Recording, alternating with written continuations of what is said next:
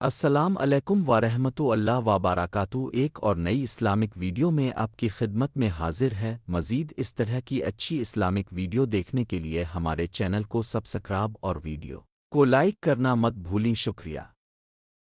3 حدیثیں ابن ماجہ کی۔ حضرت عبداللہ رضی اللہ تعالیٰ عنہ فرماتے ہیں میں نبی پاک صلی اللہ علیہ وسلم کی بارگاہ میں آیا تو حضور نے فرمایا کہ کسی بھی بیماری کے جب تم شکار ہو جاؤ نا تو قرآن مجید کا دامن تھام لینا، اللہ تمہیں شفا عطا فرمائے۔ قرآن پاک میں شفا ہے، خود قرآن نے کہا وَنُنَزِّلُ مِنَ الْقُرْآنِ مَا هُوَ شِفَاءٌ وَرَحْمَةٌ لِّلْمُؤْمِنِينَ، قرآن میں شفا ہے۔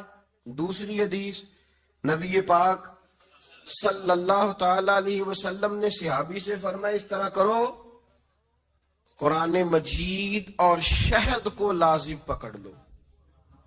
فرمایا یہ 2 چیزیں ہیں جن کے اندر اللہ نے شفا رکھی ہوئی۔ تیسری حدیث پیش کر حضرت ابو ہریرہ رضی اللہ تعالیٰ عنہ فرماتے ہیں مسجد نبی شریف میں حاضر ہوا، 2 رکعتیں پڑھ کے حضور کی بارگاہ میں گیا تو نبی پاک علیہ السلام نے فرمایا ابو ہریرہ تیرے پیٹ میں درد ہے؟ میں نے بتایا نہیں، عرض نہیں کرنا پڑا، تیرے پیٹ میں درد ہے؟ میں نے کہا حضور تکلیف میں ہوں، تو حضور نے فرمایا نماز پڑھ۔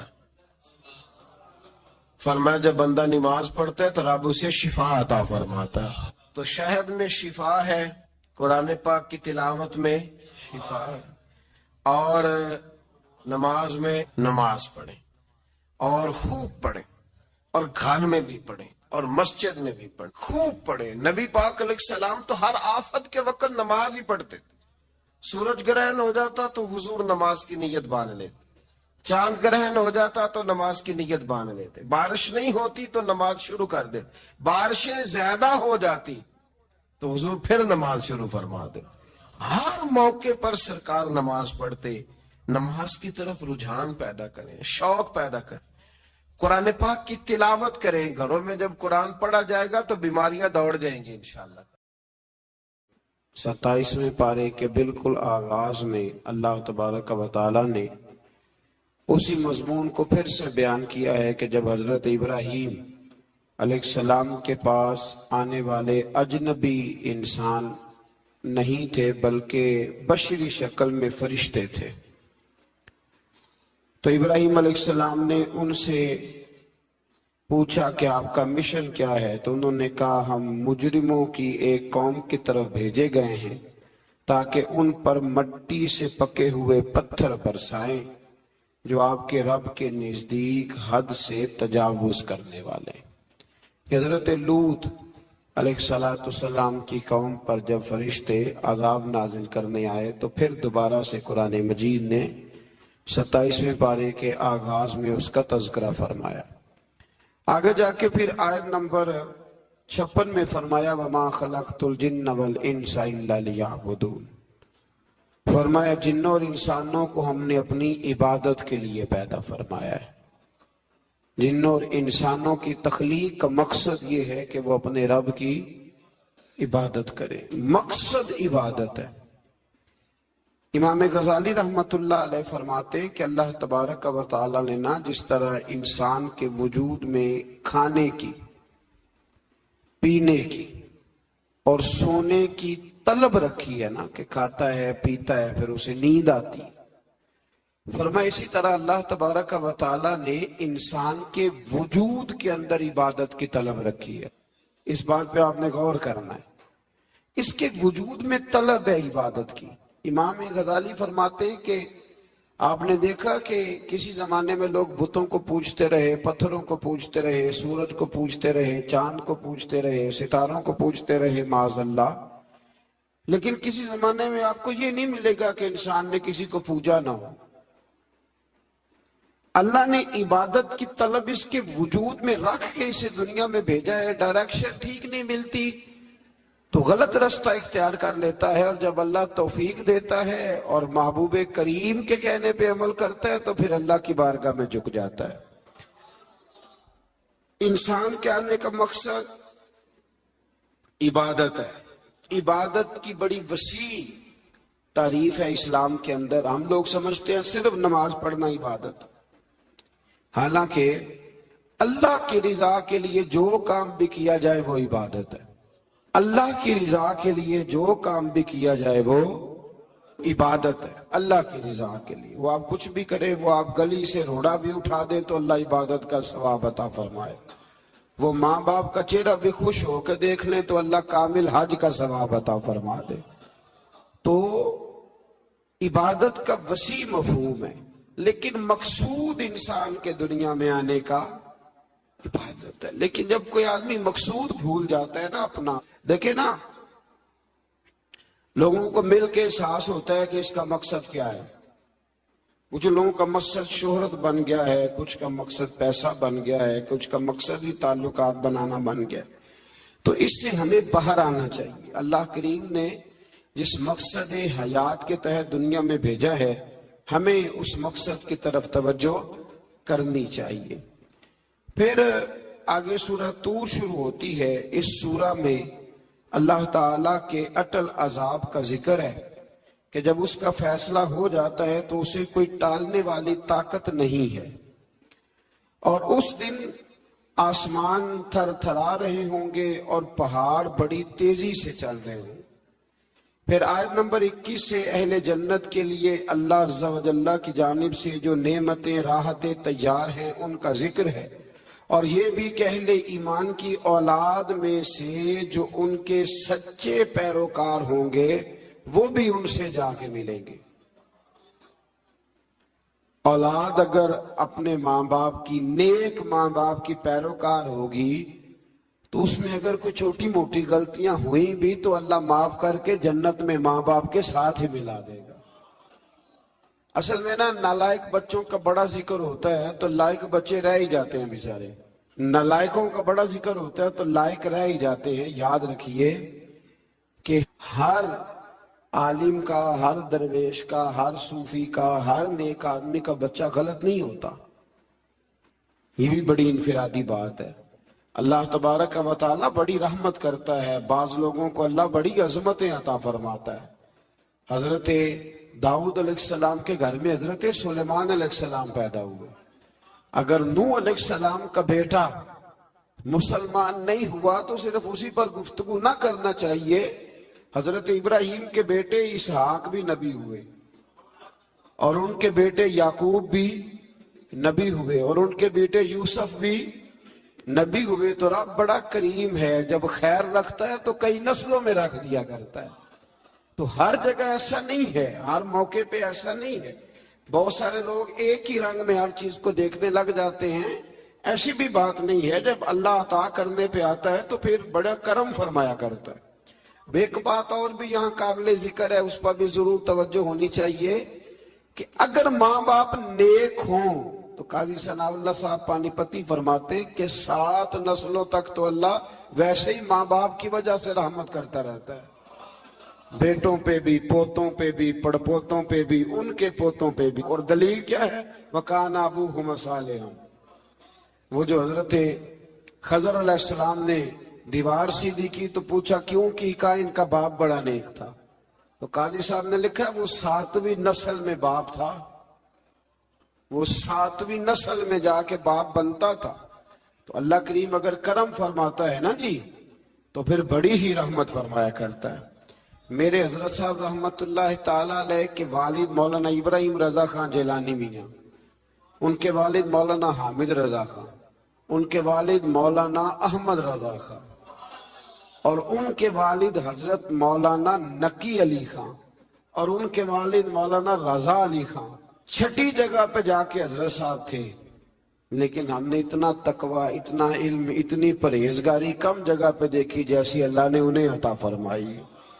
ایسی بھی کوئی بات نہیں کہ نسلوں میں کچھ نہیں ہوتا. اگر اللہ تعالیٰ کرم فرمائے، بچے تھوڑی توجہ کر جائیں تو پھر جو کچھ انہیں ملتا ہے وہ بھی کسی اور کو نہیں ملتا. یہ بھی اعزاز ہوتا ہے. اللہ کریم سمجھنے کی توفیق دے. آگے سورہ نجم شروع ہوتی ہے. اس سورہ کی ابتدائی 18 آیات میں اللہ کریم نے نبی پاک علیہ السلام کے سفر معراج کی اس منزل رفعت کا ذکر فرمایا ہے کہ جس میں انہیں اللہ تعالیٰ کا قرب خاص عطا کیا گیا. خاص اور یہ تقریباً 18 آیات ہیں. انہی آیات میں اللہ نے یہ بھی فرمایا کہ وما ینطق عن الہوا ان ہوا الا وحی یوحا. فرمایا میرا حبیب مرضی سے نہیں بولتا، وہی کہتا ہے جو رب انہیں وہی ارشاد فرماتا ہے. تو 18 آیات کے اندر اللہ تبارک و تعالی نے فرمایا ثم دنا فتدلی، پھر وہ قریب ہوا اور پھر یہ قریب ہوا فکان قاب قوسین او ادنا. فرمایا اتنا قربت ہوئی، اتنا قریب ہوئے کہ جتنا تیر اور کمان قریب ہوتے ہیں بلکہ اس سے بھی زیادہ. لیکن بات بڑی مزیدار ہے. فرمایا میرا محبوب میرے اتنا قریب ہوا فَأَوْحَى إِلَىٰ عَبْدِهِ، وہ بندہ ہی رہا اور میں اس کا رب ہوں. رہے وہ بندے ہی ہیں. فَأَوْحَى إِلَىٰ عَبْدِهِ مَا أَوْحَى، ہم نے اپنے بندے کی طرف وحی کی جو دل کیا کی.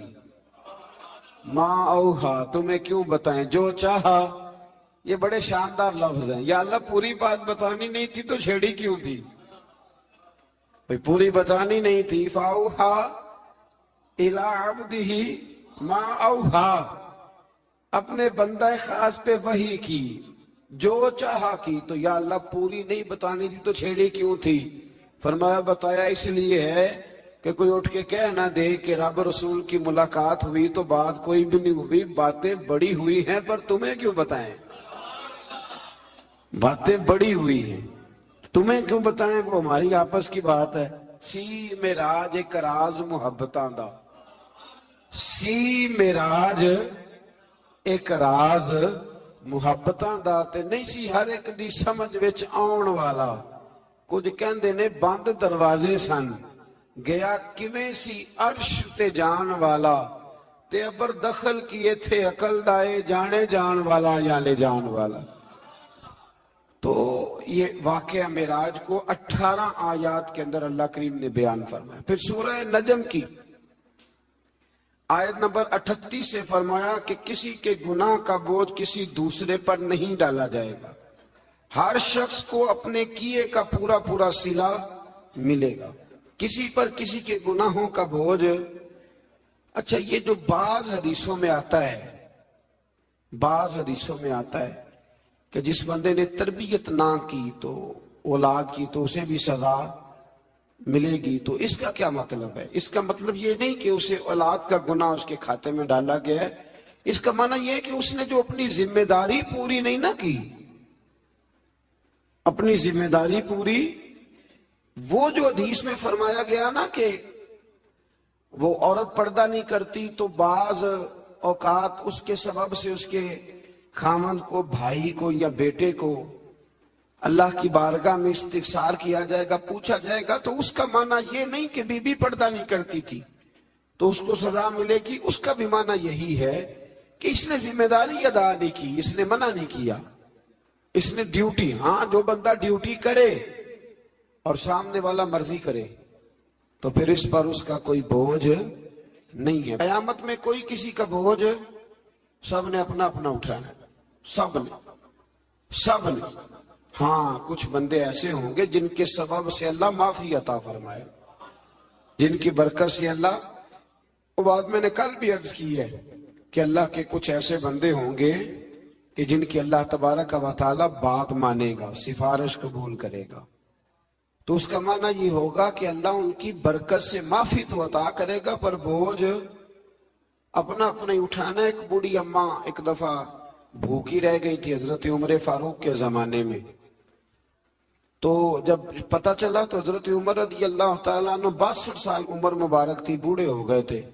تو گھر سے جب آپ نے وہ تھیلا اٹھایا نا اناج کا بوڑھی اماں کے لیے تو خادم کہنے لگا مجھے دے دے، میں لے چلتا ہوں. تو حضرت عمر کہنے لگے تو بتا قیامت کے دن بھی میرا بوجھ اٹھائے گا؟ تو کہ نہیں، قیامت میں تو اپنا اپنا اٹھانا ہے. تو فرمایا جا پھر آج بھی مجھے اپنا ہی اٹھانا ہے، اپنا اپنا بوجھ اٹھانا ہے. آج نا ہمارے زمانے میں ہر آدمی کو اپنی دنیا کی فکر ہے اور سامنے والے کی آخرت کی فکر ہے. بھئی سامنے والے کی آخرت کی جتنی ہم فکر کرتے ہیں نا اس سے آدھی اپنی آخرت کی کریں نا، اس سے پوری نہیں. میں نے کہا जितनी फिक्र सामने वाले की है ना, कोई सियाना हो जाए। और अब तो अल्लाह ताला खैर करे, नसीहत करने वाले बहुत ज्यादा हो गए और कबूल करने वाले, असर लेने वाले।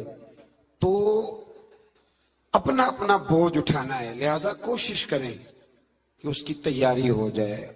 और यार मतलब हज पे जब हम हाजियों को ट्रेनिंग देते हैं तो हम उन्हें ये कहते हैं कि भाई वहां जाके पैदल चढ़ना है तो अभी से 2-3 किलोमीटर पैदल चला करो, ताकि तुम्हारे लिए वो सफर आसान हो जाए। तो अगर 2-4-5 दिन का बोझ है तो उसके लिए पहले तैयारी करते हो, तो क़यामत की भी तैयारी पहले करो। कोई किसी का बोझ नहीं उठाएगा। अम्मा के पास बेटा भी आके कहेगा ना 2 नेकियां दे दे, अम्मा भी कोई नहीं देगी। ये हमें रिवायात में मिलती हैं सारी चीजें। अब्बा भी नहीं उस वक्त नेकी देगा, इसलिए कि वो दौर ये है कि हर एक ने अपना अपना बोझ उठाना। आगे सूरत कमर शुरू होती, इक़्तरबतिस्साअतु वन्शक़्क़ल क़मर, फरमाया कयामत करीब आ गई है और चांद शक हो गया। नबी करीम अलैहिस्सलाम की बारगाह में अबू जहल और कुछ कुफार आए, कहने लगे कि अगर आप चांद के 2 टुकड़े कर दे तो हम कलमा पढ़ लेंगे, अगर आप चांद के 2 टुकड़े कर दे तो हम कलमा। हुजूर मुस्कुराए, फरमाया गवाही देते हो कि वाकई पढ़ लोगे? मैंने बहुत अरसा पहले ये बात अर्ज की थी कि जिसने नहीं ना मानना, उसने सारी दलीलों के बावजूद भी नहीं माना। गवाही देते हो, पढ़ लोगे का? पढ़ लेंगे। तो अल्लाह के रसूल ने उंगली उठाई, जिसको बारे दो आलम की परवाह नहीं, उसके बाजू की कुव्वत पे लाखों सलाम। तो नबी पाक ने उंगली उठाई, इशारा किया तो चांद 2 टुकड़े हो गया। लोग कहते हैं यूं लगा कि आधा कोहे सफा के इधर गया है, आधा उधर गया है। तो हुजूर फरमाने लगे गवाह हो जा, मैंने चांद तोड़ दिया। तू भी गवाह हो जा, मैंने चांद तोड़ दिया। तू भी गवाह हो जा, चांद। और जिसने नहीं ना मानना, कहने लगा ओहो, हम समझते थे जमीन पे जादू चलता है, माज़अल्लाह का तो आसमानों पे भी चलता है। और एक सियाना बीच में से ये भी कहने लगा कि आपने तो हमारी आंखों पे जादू कर दिया, चांद चांद कोई नहीं टूटा।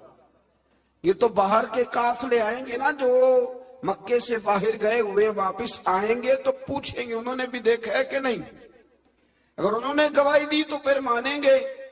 बाहर से काफले आए तो उन्होंने पूछा भी तुमने चांद को टूटते देखा है? तो कहने लगे कसम है हमें, हमने फलां दिन फलां तारीख फलां रात चांद टूटते देखा है, चांद टूटते देखा है, हमने देखा है। तो उन्होंने कह भी दिया तो कहने लगे लगता है तुम्हें भी जादू ही हो गया। जिस गवाही पे भी खड़े होते थे वो मानने को तैयार।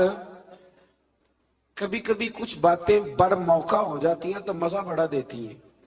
मैं बैतुल्ला शरीफ से, हरम शरीफ से बाहर निकल रहा था तो एक बंदे ने मुझे खड़ा कर लिया, कहता जी आज अल्लाह का घर है, यहां खड़े हो के बस 2 सवालों का जवाब दे दे मैं मान जाऊंगा। तो मैं हंस पड़ा। मैंने कहा हुजूर ने यहां चांद तोड़ के दिखाया था, पर नहीं मानने वाले वो भी नहीं माने थे। तो आज 2 दलीलों से साहब कौन मानता है? हुजूर ने चांद तोड़ के दिखाया, पर ना मानने वाले ना माने। और कुछ ऐसे थे जिन्होंने दूर से सुना ही कि मुस्तफा ने चांद तोड़ दिया, तो वो सारी जिंदगी मौजज़ा ही बयान करते रहे, हुजूर का ये मौजज़ा। और जिन्होंने दूर रह के सुना ना, दूर रह के, वो सारी जिंदगी शाने ही बयान करते रहे, सारी जिंदगी तज़किरों में गुजार दी। मुस्तफा जाने रहमत पे लाखों सलाम, शम्मे बज़्मे हिदायत पे लाखों सलाम। और फरमाया जिसको बारे दो आलम की परवाह नहीं, कहते हैं दोनों आलम का बोझ आला हज़रत फरमाते हैं हुजूर के हाथों पे रख दो तो नबी पाक को परवाह कोई नहीं। उनके बाजू की कुव्वत पे लाखों सलाम, जिसको बारे दो आलम की परवाह। तो ना मानने वाले सारा कुछ देख दाख के भी नहीं मानते, उनका मिजाज है। अल्लाह ताला समझने की तौफीक अता फरमाए। आयत नंबर 49 में हर चीज को अंदाजे से बनाने का जिक्र है कि अल्लाह ने बड़े सोहने तरीके से, बड़े प्यार से हर शय बड़ी खूबसूरत बनाई है। आप कभी अपने आप पे गौर कर लेना, ये नाग अगर यहां होता तो अच्छा लगता था, ये वैसे थोड़ा सा खराब हो जाए ना, किसी वक्त खुदा न करे फूल जाए तब नहीं अच्छा लगता। तो ये कान अगर यहां की बजाय थोड़ा यहां हो तो अच्छा लगता है। तो फिर मान लो रब करीम ने जो बनाया बड़ा ही सोना बनाया है। अगर आपने यहाँ तक देखा है तो समझ लीजिए कि अल्लाह ने आपको कुछ समझने के लिए चाहा है। ये वक्त है अमल का, लाइक और सब्सक्राइब से ज़्यादा ज़रूरी है अपनी ज़िंदगी को बदलना। और अगर वीडियो पसंद आए तो आसी एक इबादत समझ कर आगे ज़रूर शेयर करें।